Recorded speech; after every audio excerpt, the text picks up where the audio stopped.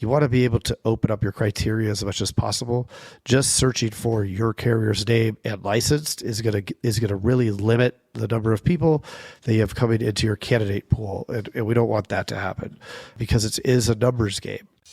Insurance dudes are on a mission to escape being handcuffed by our agencies. How?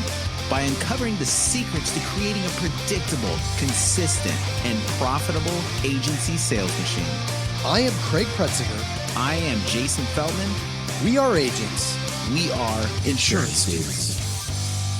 Right now, while it's fresh in your mind, check out live.teledudes.com. We took our notes from over 100 interviews with top agents from around the country and made it into a live webcast. Using these strategies led Craig and I to selling more than $10 million in premium in the last 2 years. On this call, you'll receive the exact blueprint to get the same results. Just go to live.teledudes.com to register for this upcoming Tuesday's live call with us. If you jump on this call with us, we're certain 2022 will be an absolutely fantastic year for you. See you there. Hello, welcome to another Playbook, Insurance Dudes. This is Playbook, and we're going to be looking at some hiring gems that I think you need to have in your back pocket. As agents, it's important, as important, to have a constant stream of hiring candidates as it is to have leads for new business acquisitions. So let's think about that hiring pipeline as a funnel of its own. Okay, we talk all the time about having the telefunnel, about buying the leads, putting the dials on those leads, then filtering down, making the contacts, and so on and so forth.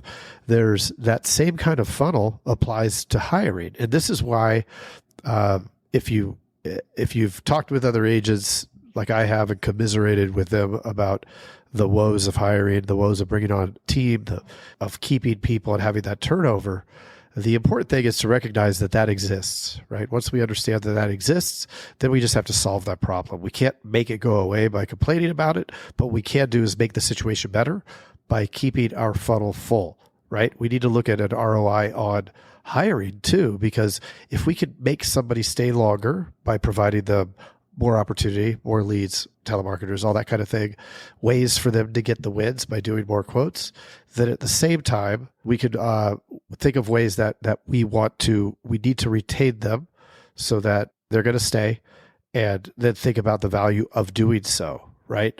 In multiple places around the internet, I've read that the cost of turnover should be calculated as about 1.5 times a person's annual salary.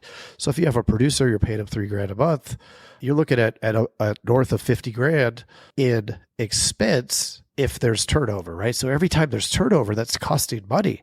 Well, instead of losing that money on the back end because of the turnover, how about investing that money on the front end to retain them?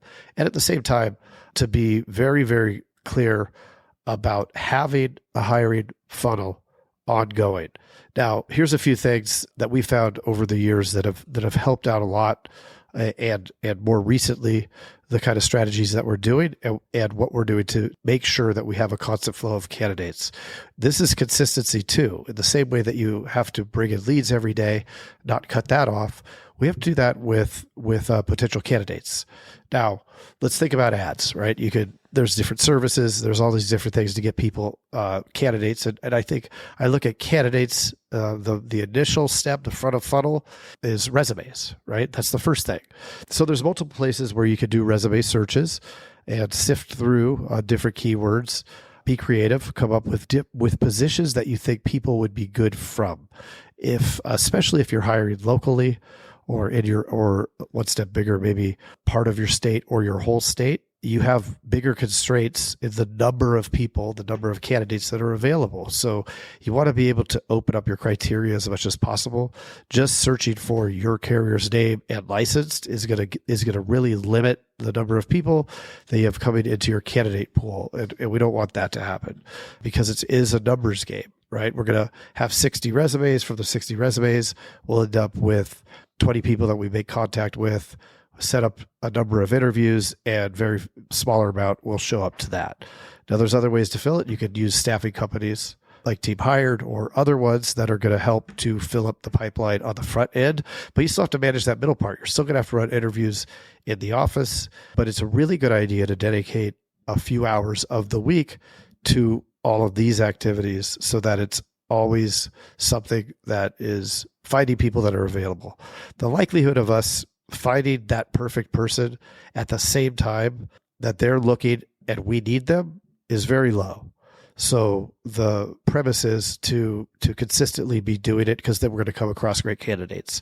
It's even better when we don't need them. Imagine finding the perfect candidate. We don't need them, but they're going to pay for themselves because they get results. Well, bring them on, right? Find the space, make the investment in the agency to get those results.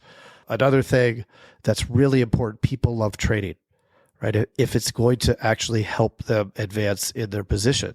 So we want to make sure, as the agency owner, that's one of our real important roles, is to coach and train. Whether that's right at the beginning, we need to make sure that there's a process, so it's not just a mess. For a long time, it was just a mess. Somebody come on, we go, I don't know, Gina's going to show you. Instead of that, we have to have it real organized. Make them understand that it's a business. This is a great place to be. We have a culture. You want to have all these things so that they're excited to be there. And then ongoing training. We do daily meetings. We do daily sales meetings. It's imperative with sales folks that we're constantly honing their skill, because if left alone, there's that potential for getting lazy, for becoming an order taker instead of really helping people by identifying their needs and then solving those problems. So those are some really good tips that we use and we've instituted in our agency. And I hope that is super helpful. If you have any ideas that are working for you, please feel free to jump in the Facebook group, Insurance Dudes, and post them there. And we will be happy to answer any questions, or I'd love to see some other strategies. So thank you. We'll talk soon. Hey, what are you still doing here? Well, while you're still here and while it's fresh in your mind, check out live.teledudes.com. Yeah, if you weren't listening before, we took notes from over 100 interviews with top agents from around the country and made it into a live webcast. Using these strategies did help Craig and I write over $10 million in premium in the last couple years. And let me tell you, on this call, you'll receive the exact blueprint to get the very same results. Again, that's live.teledudes.com to register for this upcoming Tuesday's live call with us. And if you jump on with us, we are certain 2022 will be an absolutely fantastic year for you. See you there.